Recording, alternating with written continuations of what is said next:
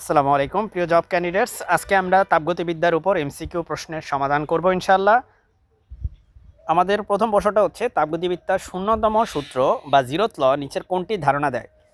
তাপগতিবিদ্যার শূন্যতম সূত্র তাপমাত্রার ধারণা দেয়। শূন্যতম সূত্র বলে যে এ বি সি তিনটা যদি আমাদের কাছে সিস্টেম থাকে, তাহলে ধরেন এ আর সি তাপীয় সাম্যাবস্থায় আছে, বি আর সি তাপীয় সাম্যাবস্থায় আছে, সেক্ষেত্রে এ আর বিও তাপীয় সাম্যাবস্থায় থাকবে। এটাই বলে তাপীয় সাম্যাবস্থা বলতে বোঝায় তাপমাত্রা সেম।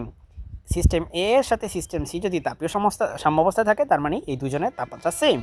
সিস্টেম বি এর সাথে সিস্টেম সি যদি তাপীয় সাম্যাবস্থায় থাকে, তার মানে এই দুজনের তাপমাত্রা সেম। সুতরাং এ এবং বি এরও তাপীয় সাম্যাবস্থা আছে, তার মানে তাপমাত্রা সেম। তাপগতিবিদ্যার উপর কিন্তু এটা আমাদের প্রথম ভিডিও না, আমরা এর আগেও অনেকগুলো ভিডিও তাপগতিবিদ্যার উপর আপলোড করেছি। আপনারা সেই ভিডিওগুলো দেখতে আমাদের চ্যানেলটি ভিজিট করুন এবং আমাদের চ্যানেলটি সাবস্ক্রাইব করে রাখুন। ইনশাআল্লাহ বাংলাদেশের ফিজিক্স রিলেটেড যে কোনো রকম চাকরি পরীক্ষার জন্য আমাদের এই চ্যানেলটি কাজ করে যাচ্ছে এবং সামনেও কাজ করবে। তাপগতিবিদ্যার প্রথম সূত্র মূলত কোনটি নিত্যতার সূত্র? এটি হচ্ছে শক্তি নিত্যতার সূত্র, কারণ তাপগতিবিদ্যার প্রথম সূত্র বলে যে পরিমাণ তাপ দিব আমরা কোনো একটা সিস্টেমে, সেটি দুই পার্টে ভাগ হবে। একটি হচ্ছে অভ্যন্তরীণ শক্তি চেঞ্জ করে, আর একটা হচ্ছে কৃত কাজ হয়। শক্তি কিন্তু এখানে কোনোভাবেই হারাচ্ছে না, কোনোভাবেই সৃষ্টিও হচ্ছে না। সুতরাং তাপগতিবিদ্যার প্রথম সূত্রটি হচ্ছে নিত্যতার সূত্রেরই একটি বিশেষ রূপ। রুদ্ধতাপীয় প্রক্রিয়ায় নিচের কোনটি স্থির থাকে? আমরা জানি রুদ্ধতাপীয় প্রক্রিয়ায় আপনার হচ্ছে তাপ হচ্ছে স্থির থাকে। আরেকটা জিনিস এখানে খেয়াল রাখবেন, এখানে এন্ট্রপিও স্থির থাকে, কারণ আমরা জানি এন্ট্রপির সূত্র হচ্ছে DS equal to DQ by T. যেহেতু তাপ স্থির থাকে, সুতরাং এন্ট্রপিও স্থির থাকে। সো এখানে দুইটাই হবে, মোট তাপ হবে, আর যদি এন্ট্রপি থাকতো এন্ট্রপিও হইতো। যেহেতু তাপ স্থির থাকে, এখানে একটা কথা বলে দিই, তাপ তো স্থির থাকে, স্থির থাকা মানে হচ্ছে ফিক্সড, মানে হচ্ছে কনস্ট্যান্ট। সুতরাং তাপের যে পরিবর্তন সেটা কিন্তু শূন্য। আমাদের পরের প্রশ্ন, সমষ্ণ প্রক্রিয়ায় আদর্শ গ্যাসের ক্ষেত্রে কোনটি শূন্য হয়? সমষ্ণ প্রক্রিয়ায় আদর্শ গ্যাসের জন্য কোনটি শূন্য হয়? এখানে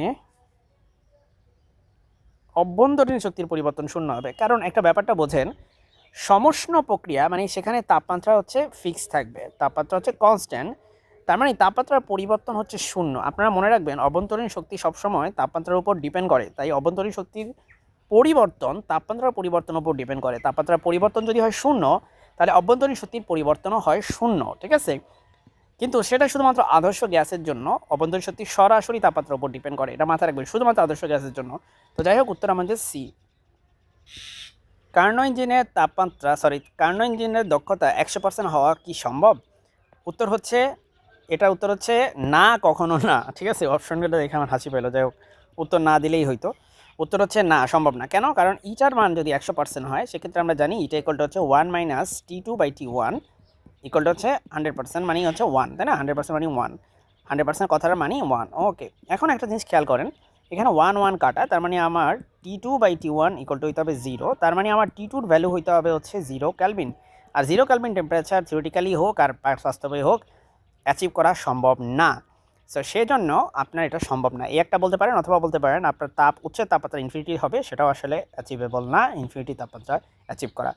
এর পরের প্রশ্ন, মহাবিশ্বের এন্ট্রপি ক্রমাগত কী হচ্ছে? বাড়ছে। মহাবিশ্বের টোটাল ডিসঅর্ডারনেস বেড়ে যাচ্ছে, সো এন্ট্রপিও বেড়ে যাচ্ছে। নিচের কোনটি তাপগতিবিদ্যার চলরাশি নয়? মানে তাপগতীয় ভ্যারিয়েবল নয় কোনটি? অবভিয়াসলি সেটা হচ্ছে সময় হবে। সেখানে চাপ, আয়তন, তাপমাত্রা এগুলো তাপগতীয় চলরাশি বা থার্মোডাইনামিক ভ্যারিয়েবল। এর পরবর্তী প্রশ্ন আমাদের, যে এখানে লিখছে রুই থমসন, ঠিক আছে, সরি এটা ভুল আসছে, জুল থমসন হবে। জুল থমসন প্রভাব কোনটির সাথে সম্পর্কিত? এটার উত্তর হবে হচ্ছে গ্যাসের শীতলীকরণ উচ্চ চাপ অঞ্চল থেকে নিম্ন চাপ অঞ্চলে গ্যাস প্রবাহিত হলে আপনার তাপমাত্রা হ্রাস পায়, গ্যাসের তাপমাত্রা হ্রাস পায়, এই রিলেটেড আর কি, এই জুল থমসন। পরবর্তী প্রশ্ন হচ্ছে সিপি মাইনাস সিবি এর সম্পর্ক কোনটি? সিপি মাইনাস সিবি সম্পর্ক হচ্ছে ইকুয়াল টু হচ্ছে আর। সিপি মাইনাস সিবি এই সূত্রের একটা নাম আছে, এটাকে বলে মেয়ারের সূত্র, কারণ বিজ্ঞানী মেয়ার এই সূত্রটা দিয়েছিল। সো এটা হচ্ছে মেয়ার্স ফর্মুলা। এই ফর্মুলার ডেরিভেশন আমার চ্যানেল এনইউ ফিজিক্স ক্লাসরুমে পেয়ে যাবেন। চ্যানেলটি সাবস্ক্রাইব করে রাখতে পারেন, কারণ এইখানে আমরা ফিজিক্সের ফার্স্ট ইয়ার থেকে ফোর্থ ইয়ার পর্যন্ত ভিডিওগুলো আপলোড দেওয়ার চেষ্টা করতেছি, বেসিকগুলো সহকারে, ডেরিভেশন সহকারে, ম্যাথমেটিক্যাল প্রবলেম সহকারে সবই আপলোড দেওয়ার চেষ্টা করছি, যাতে হচ্ছে এই চ্যানেলটা একটা কমপ্লিট একটা প্যাকেজ হয়। এরপরে একমুখী প্রক্রিয়ায় এন্ট্রপির পরিবর্তন কেমন হয়? একমুখী প্রক্রিয়া বা ইরিভার্সিবল প্রসেস সবসময় এন্ট্রপি হচ্ছে ধনাত্মক, একমুখী প্রক্রিয়ার ক্ষেত্রে আর রিভার্সিবল প্রসেসের ক্ষেত্রে এন্ট্রপির পরিবর্তন হয় হচ্ছে 0। সুতরাং এটার উত্তর হবে হচ্ছে ক। সো আজকের প্রশ্ন এই 10টাই ছিল, আমরা আর আগাবো না। আমাদের জন্য দোয়া করবেন, চ্যানেলটি সাবস্ক্রাইব করে রাখবেন, পরবর্তী ভিডিওগুলোর আপডেট পেয়ে যাবেন তাহলে ইনশাআল্লাহ। আসসালামু আলাইকুম।